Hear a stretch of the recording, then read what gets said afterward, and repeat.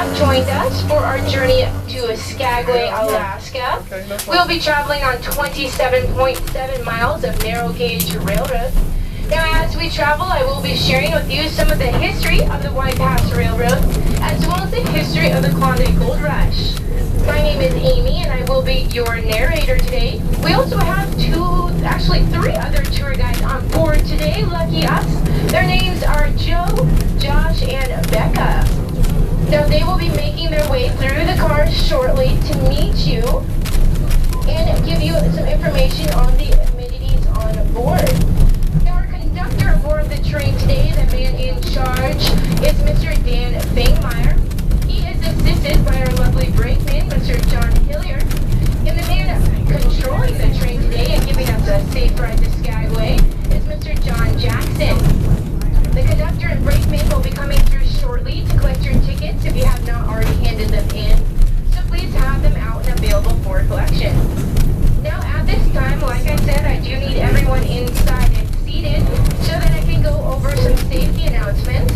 So please listen carefully. Now as soon as our conductor lets me know it is safe. You're welcome. Where are you from? Oh, what fun.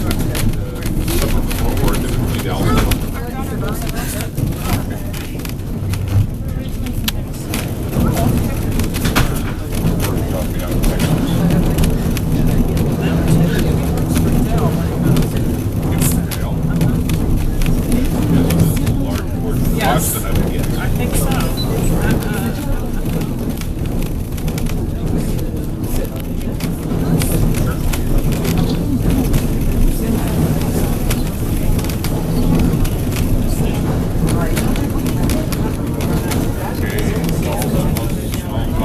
Trail, which started in Skagway's sister town of Dyea, which lies about 10 miles from Skagway. There's a very popular photo of the Chilkoot Trail in which thousands of stampeders are hiking up a staircase of 1,500 steps chiseled out of ice and forever called the Golden Staircase. Today we are following the second trail, the White Pass Trail, which was partly carved out by one of Skagway's first residents, William Moore. The White Pass Trail was a little longer than the Chilkoot, but was actually about 600 feet lower in elevation, which allowed stampeders to bring pack animals. The two trails met at Lake Bennett.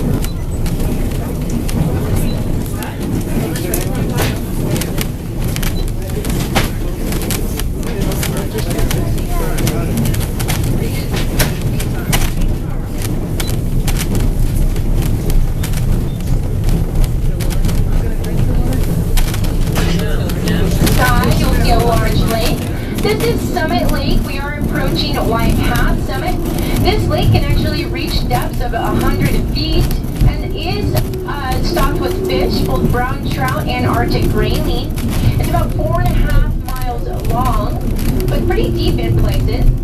Now after the lake, on your right-hand side, you will see 5 flags in order of Canada, the Yukon Territory, British Columbia, Alaska, and the United States. All of the areas in which the railroad passes through. You will also see a reproduction of the original Canadian Mountie building, where stampeders were checked for their required 1 ton of supplies. After that, you will see a sign that states White Pass Summit, elevation 2,888 feet. And this is the U.S.-Canadian border.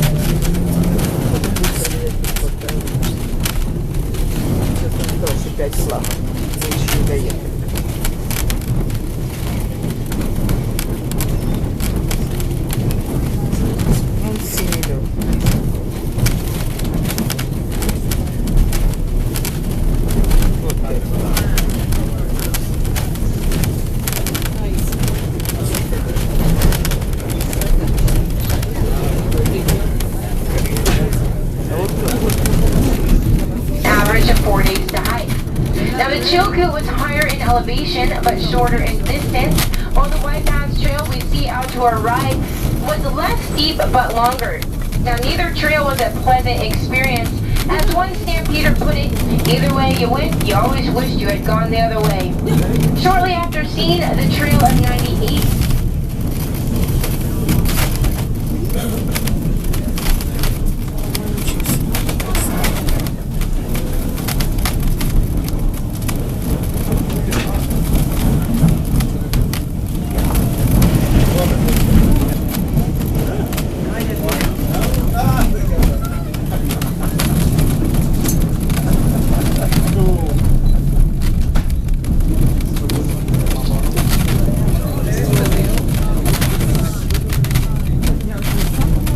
coming up on our right-hand side is the Steel Cantilever Bridge.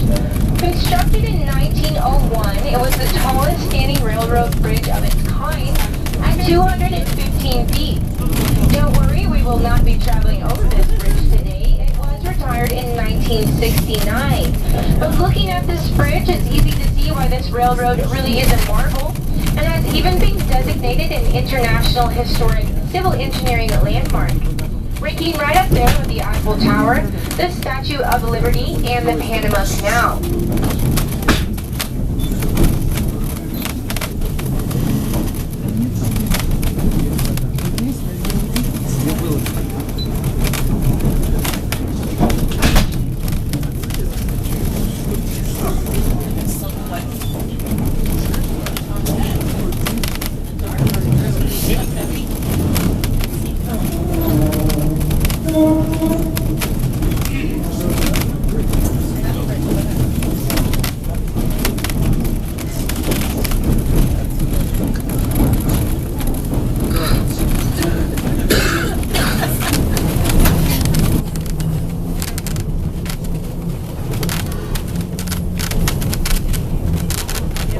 Now at this point, I'm sure you've met one of our lovely tour guides on Cool Souvenirs. We do have our famous White Pass hat, which is only available aboard the train. It features our White Pass logo on the front, Skagway, Alaska on the back, and the year you rode on the side. We also have our White Pass Scenic Railway DVD, which features some stunning videography of our entire railway journey, fully narrated milepost by milepost.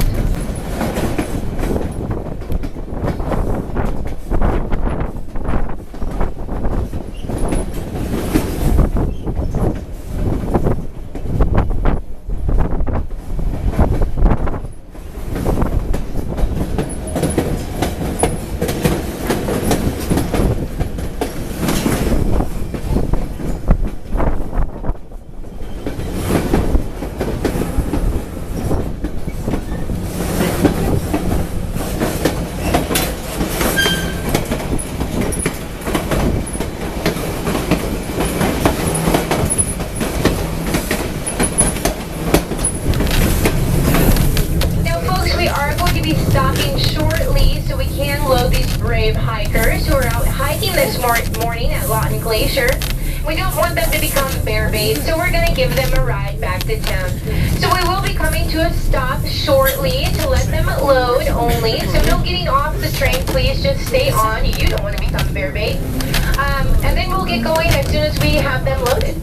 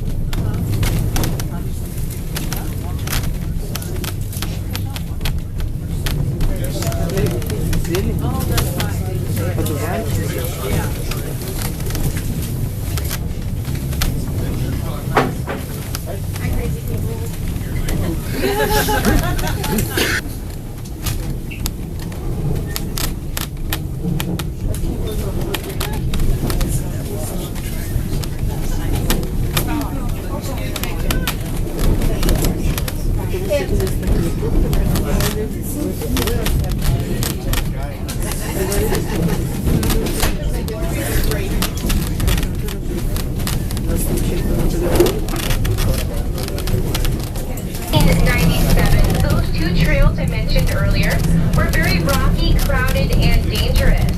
There were some parts of the White Pass Trail that were so narrow that two loaded pack animals couldn't pass each other. In fact, when one of the animals would fall on the trail, the whole procession would come to a standstill. In the spring of 18...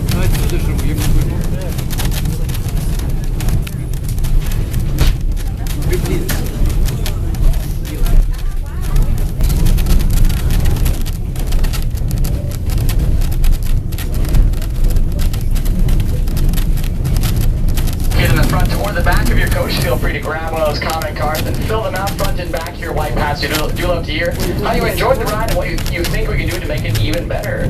Feel free to also ask her any last-minute questions you have about her tour. This will also be a great opportunity to thank your tour guide. Now, looking across the canyon from us, you can see that gray building on the other side of the canyon. That is the town incinerator for Skagway. It's a good cue for us to start looking below the track sharply on the right. Keep looking down that direction.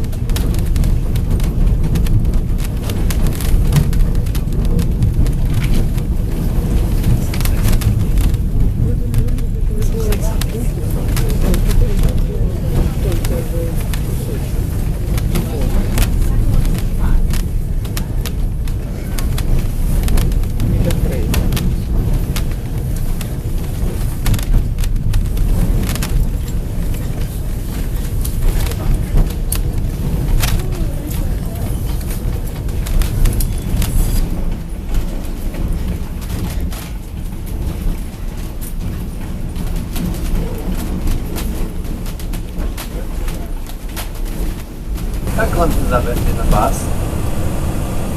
It's this opaque blue color, and that's caused from glacial runoff mixed with glacial silt. Glaciers grind the granite beneath them into a fine powder. That powder mixes with the water and then makes that murky blue color in the rivers.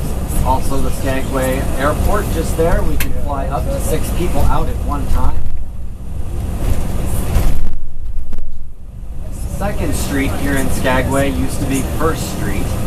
That doesn't sound very exciting until you realize that the waterfront actually came all the way up to 1st Street. Skagway is rising in altitude at a rate of 1 inch per year.